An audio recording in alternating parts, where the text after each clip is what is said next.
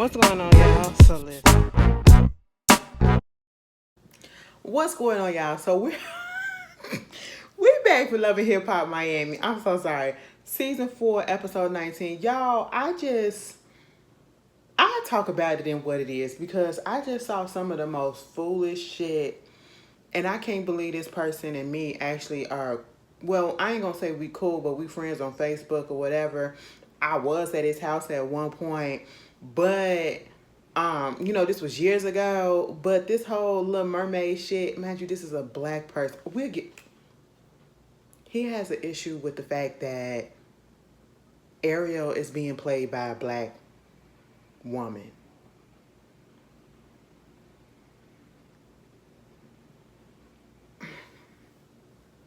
A fictional, and then gave the example of that'd be just like if Disney would have played Pocahontas or Mulan or somebody else with a non Asian or a non Mexican or a non indigenous person or whatever. But those were real people. Ariel is a fake fish. Mermaids ain't even real. So therefore Ariel could be anything. Oh my God. It's just, we're not gonna do that. I literally just saw it, so I just had to say something. But anyway, because it's giving anti-black. It really is. It's giving anti-black. I'm sorry to say, and you too goddamn black to be doing some shit like that. But anyway, moving on from there. That's not what we here for. What's going on, you guys? We are here for Loving My Hip Hop Miami, season 4, episode 19. A thin line between love and Haiti. Bitch, this episode was dumb. And y'all already know what I came here for, okay? Let me just get Amara shit out the way. Amara, okay, girl, we don't feel bad for you. And at this point, I know you probably really just on this show because you need to get your little coins up because you do got a family to support right about now. But we not here for your little sob story. You want to know why? Because at the end of the day, when you brought Alan into the picture, no matter how he came into the picture, you knew that man was not coming here to the United States of America, into Florida, Miami, okay? And therefore, he wanted you to stay down there in Dominican Republic, okay? And you said no. You was really confused about what you was going to do. But at the end of the day, if you had not had that shit established, you should have had been using all type of precautions so that you would not get yourself knocked up, okay? And I hate to say it that way, but you and him brought this on y'all selves, okay? You knew that you was not about to go stay down there in the Dominican Republic, and he had already told you that he was not coming here to the U.S. of A. And so therefore, why would you put yourself in a predicament where you fuck around and get pregnant? You fucking around and got pregnant. And then you want us to feel bad for you, or you want people around you to feel bad for you when your baby daddy ain't out here doing what he's supposed to do. You know what I'm saying? Because first he wouldn't even come to the, what was it? He wouldn't come to go get the baby's check. Then he wouldn't even come to the baby shower. Now it's a possibility that he may or may not show up because at first he said he wasn't coming to the, he didn't know if he would be able to make it to the birthing, and so I'm pretty sure at the end of the episode when we heard that knock, knock, knock on the door, it's probably him surprising her after the mama then cussed him out on FaceTime. And I don't know who hung up on who, but somebody hung up in the midst of mama cussing him out, okay? Basically saying, you better have your ass here no matter the fuck what, all right? You missed everything else. You should have had your ass here. And at the end of the day, he ain't shit motherfucker because ain't no excuse. You knew what was going on. You can push shit to the side. You the boss that you claim to be. Push that shit to the side. Take a week off the schedule. Come down. Come to the little baby shower. Come down every month to check on your girl. You could at least be flying out every goddamn month of this pregnancy to at least look like you goddamn care, but you really don't. So I really don't care. More power to you. Your little girls look beautiful, and I just hope everything goes well with that. Moving on with that. Sookie. What was that on? Oh my God, it was an old movie. It was like a movie from like the 70s. It was who said that? The Players Ball episode. Y'all know who I'm talking about. The Players Ball episode of Martin. But it came, the dude that was saying it, he came off a movie that was Y'all know what I'm doing. And watch it hit me, right? It's going to hit me as soon as I turn off the camera. But Sookie doing mukbangs and stuff up in the actual restaurant. Like, girl, ain't nobody got time for that, you know. And I mean, you gotta find your little avenue to get your little change and get your little money. I get that, because she said she ain't doing OnlyFans no more because, bitch, I ain't got to. I said, all right, bitch, elevate and fine, okay, you know. And so she doing a little mukbangs. All right, I'll be honest with y'all, them mukbangs, some of them bitches be getting on my goddamn nerves, you know, all that slurping and all that. Like, please don't talk with your mouth full, okay? Please don't talk with your mouth full. It's only a few that I can actually sit and watch a little bit, you know what I'm saying? But other than that, it's some people that be so, oh my God, y'all want to know one that is just so nasty to me. And so I just don't, and it's mostly because it's sad. It's sad.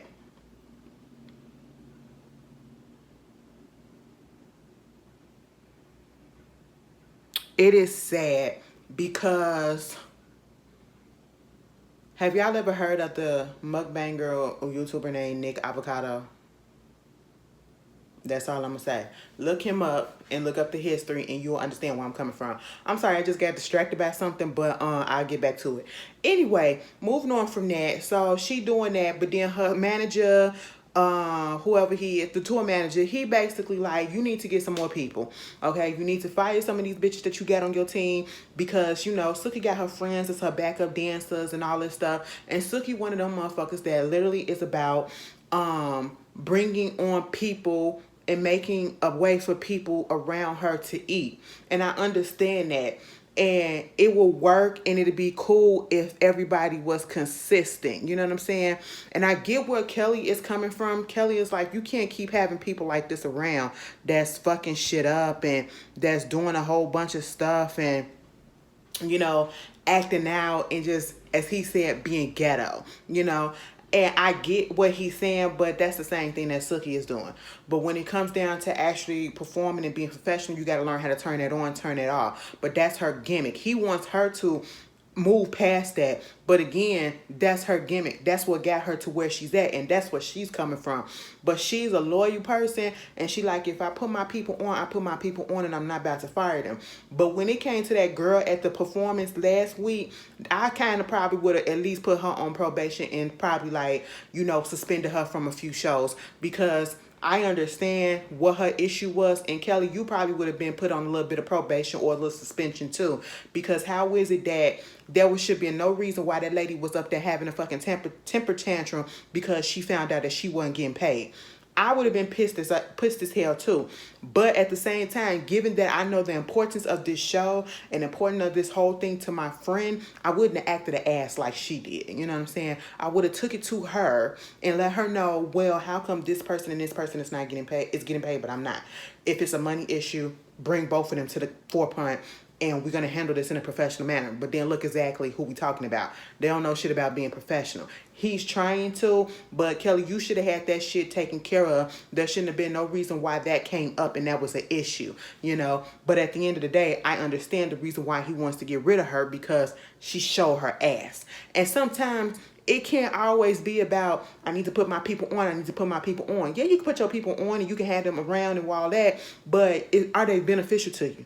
You know what I'm saying? Are they going to make you look good? Are they going to elevate you? Or are they going to lower you? And that's what Kelly is looking at. And he was like, you know, I'm going to bring in this choreographer, Richie Jackson, who worked with Gaga and Katy Perry, so that y'all can do y'all thing. And he did come in and he was trying to see what was going on.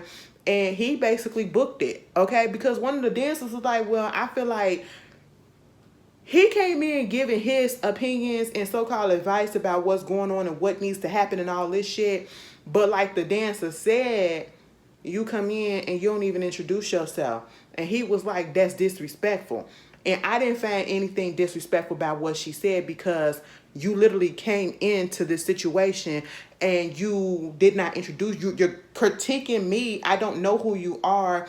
And I understand that Sookie brought you on, but yet you're giving me all this fever or, you know, critiquing stuff. And I'm just confused. Like, since when this person come in, we really supposed to listen to him?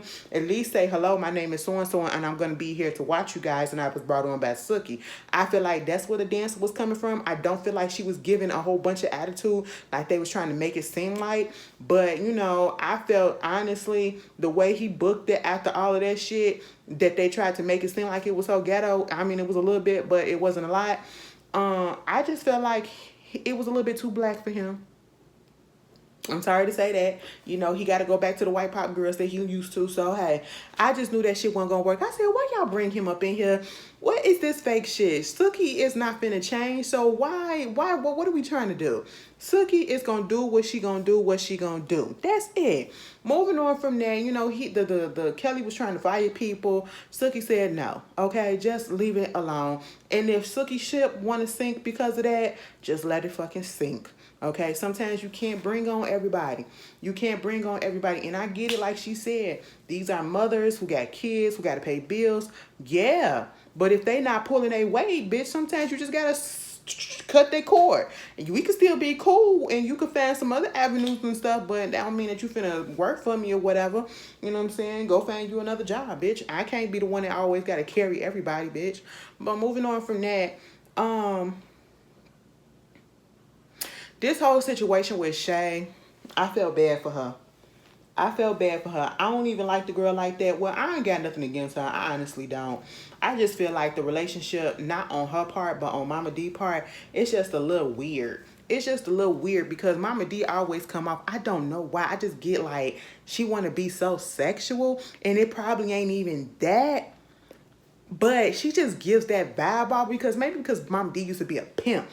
But, you know, I seen some shit between her and Shay, like the way she posts stuff or whatever and Gotti over her and Fawn over her. It's a little weird, even though, you know, other people would make it so that, oh, this is cute, that, you know, you got somebody that's actually looking for her. But for some reason, it's Mama D, and the way that she does stuff, it just makes it weird, you know.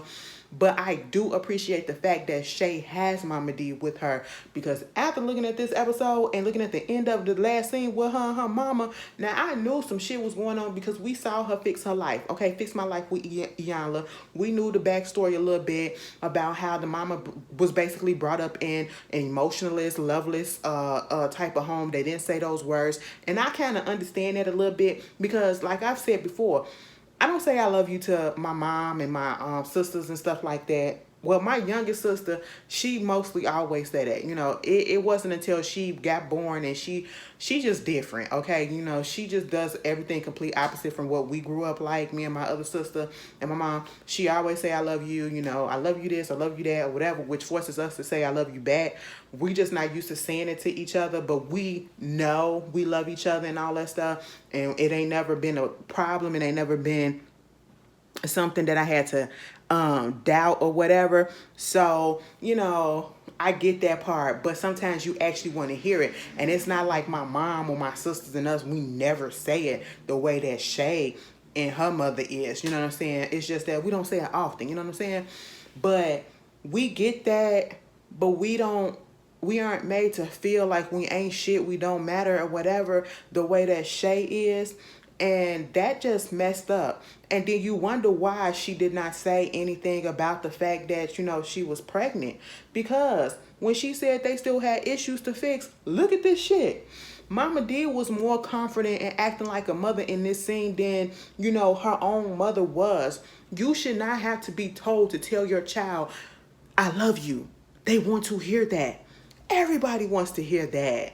And if you say that you don't, something is truly wrong with you or you putting on. You are lying to yourself. You want to feel that love from your parents. You want that respect. You want that, you know, you just want all of that, okay? You just want to hear it and you want the genuineness from it.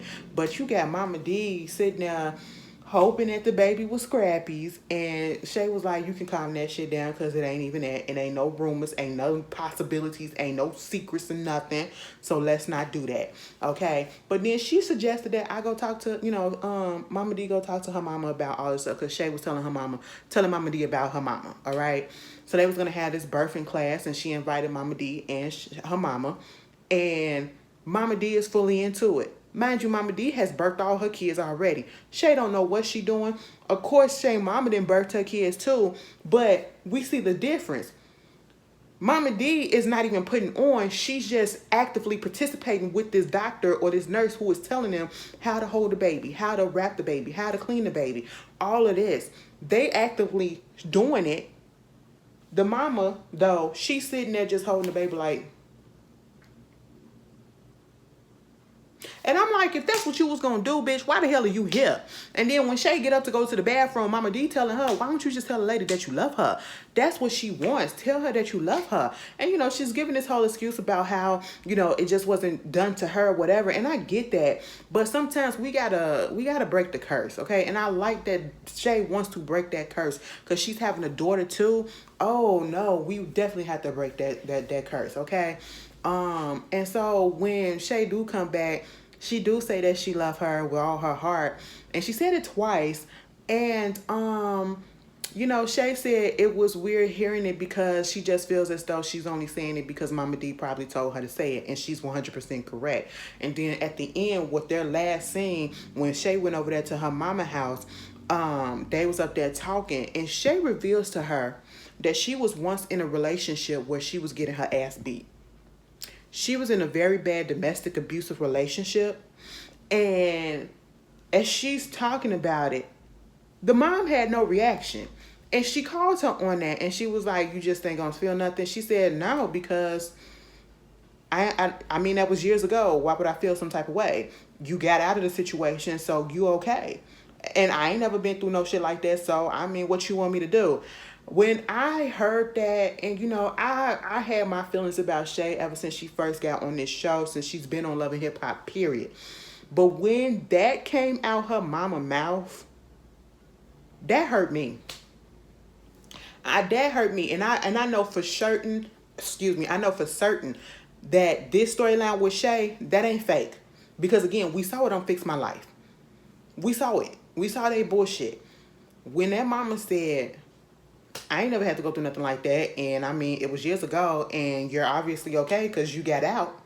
I said, oh my God. No, ma'am. Just be, I would feel so, I would have broke down and cried. I would have broke down and cried if I told my mama that I was in a relationship and I was getting my ass whooped at one point and she had no emotions and she told me some shit like that. And that would have just probably been the last time I talked to her for a long time. That probably would have been the last time I talked to her for a long time because I get it. I get it. We all went through stuff in our childhood, but it is up to us. It is up to us to change that shit so we won't put that on our kids. And you couldn't muster any type of empathy for your child and be like, it wasn't your fault and I'm so sorry that you went through that. You couldn't reach over there, give her a hug or nothing. I felt so damn bad for Shay. I really do. Mama need to get her shit together before she come around my child. That's what I would have to tell her. I'm sorry. Quinta Brunson won something? Hold on. Oh my God. I'll get back to her. I think she won. Shout out to Sheryl Lee Ralph. Shout out to Lizzo. And I believe, Quinta Brunson did win. Yes. And Abbott Elementary comes on next week. Boop. Oh, I'm saying that shit like fucking Sonya. Anyway, moving on from that to the main goddamn event for me. For the main fucking event for moi. Bitch, Gael, Florence, and Marlon are all full of shit. And I'm taking this and I'm looking at it so fucking funny. And you want to know why? Because at this point, we're going to just say that the shit is fake. But it could be a little bit true. But at the same time, Florence ain't going no goddamn wet. And this bitch is the dumbest one. I feel as though she is the dumbest woman on the Love and Hip Hop series as we speak. I just have to say that now. And Mama only been on here for 2 seasons. Mama has only been on here, actually 1. Because she came on this season. 1 fucking real season. And you've already come onto this show. And you already gave us the history that Marlon is a serial cheater. But you keep taking him back. The first incident that we've seen with our eyes and know about is the fact that he lied about giving Gael, your sister's friend head, Debbie, okay? And then you finally admit that and you go through your little issues or whatever, but you still take him back. Then your sister come through and basically say, I've been fucking this nigga for months. And he said, my name is Shaggy, and bitch, it was not me on that goddamn video. Okay, I was not at her restaurant. It was not me or anything. And if anything, I should feel bad and you should feel bad for me because I'm the victim in this shit. I said, what? The way he tried to flip that shit, he said, now listen, I was only in that area. He went from I was never at Gael's video barbershop to that ain't me over there on that camera to I was in that area because my barbershop is over there by her restaurant. So yeah, that's possibly me or whatever, but that's the only reason, and she came over there to me. Bitch, I said, which one is it, Marlon? If you gonna get a story, sir, you gotta stick to it, bitch. You gotta stick to it, be consistent, be flat with it, okay? I said, what is going on, Marlon? You gotta stop. Meanwhile, you know, Gael was just going off and you gotta tell her, Marlon, you gotta tell her, Marlon, stop lying, Marlon, you know. And I'm sitting here like, Gael, girl, it's a done deal. And Florence, you dumb as shit if you still talking associated with Gael. If this shit was real, in real life, Mama would have been cut the fuck off a long time ago. Marlon would have been out the picture a long time ago. Fuck that staying there for the goddamn kids shit. The kids see what's going on. They are more affected than you think because they feel the tension. They probably hear the shit. And it's going to be fucked up. They're going to see this shit. On the next episode of Love and Hip Hop Atlanta, you got Little Man DC talking about how the shit affected him when he saw that whole mess go down between his mama and Yandy on the show. Because he saw it on the show. So your kid's going to be old enough to watch this shit eventually because it's going to be on streaming services and probably being at school hearing that your mama and your daddy fighting over this and your auntie ain't nothing, she a dumb bitch and all this stuff. Girl, kids talk. Kids sneak and look at shit, okay? These kids is grown, you know? And so you really going to put your kids through that and then you going to put them on the TV? Girl, please, okay? And you going to say you going to basically stay for the kids. That's basically what she doing, all right? Or she really in love with that man. I just don't understand it. I just don't understand it. He gonna go over there to Gael's place trying to talk to her and be like, why you say something? And at first he was like, why are you putting this out here as if this happened? He went from denying it to saying, why would you tell Flo? You ruined my trust. You broke my trust. He admitted from after denying it, he admitted that him and Gael had some shit going on. And he was upset that she went and spilled the beans to Flo. And then Flo was like, you need to tell her. And you need to tell her about, do you know about your daughter? I said, oh my God. So now we finna up the ante and add a daughter. You couldn't just keep it that you was fucking around with the sister's friend. Then you fucking around with the sister. And now you got a goddamn daughter from another bitch that your sister don't know about. And my whole thing, or I should say your wife don't know about. And my whole thing is this. Why is it that you are telling all of this shit to Gael of all the fucking people in the world? Why would you tell it to the sister of your wife? That's some fishy shit, and that goes to tell me how deep that relationship is. Oh, yes, y'all definitely fucking. Because you trust the bitch enough to tell her secrets like that? Oh, hell no. Hell no. I tell my homeboys that shit. Because they ain't gonna tell my wife. They ain't got no loyalties to my wife. They got loyalty to me, right? But you gonna tell her sister, who can blab it a drunk bitch at that. Girl, I said, Marlon, you are dumb as shit. And then when the producers asked, so did you have sex with Gael? I plead the fifth.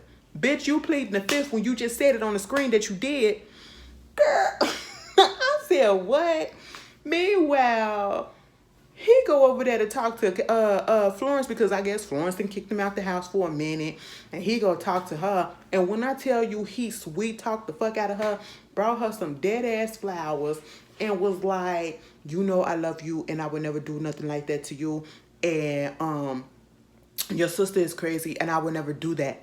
I would never do that. She was like, but Marlon, you did this before with the Debbie situation and I wanted to believe you then and then come to find out it was true.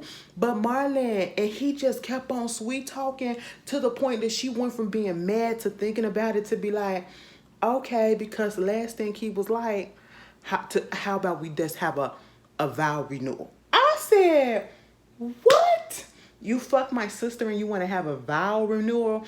And she's sitting here thinking like, you know what? See, he knows that we never really had the wedding that I wanted.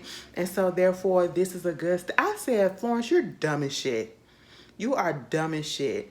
Now I got to figure out who's telling the truth. Is it really my sister or is it him?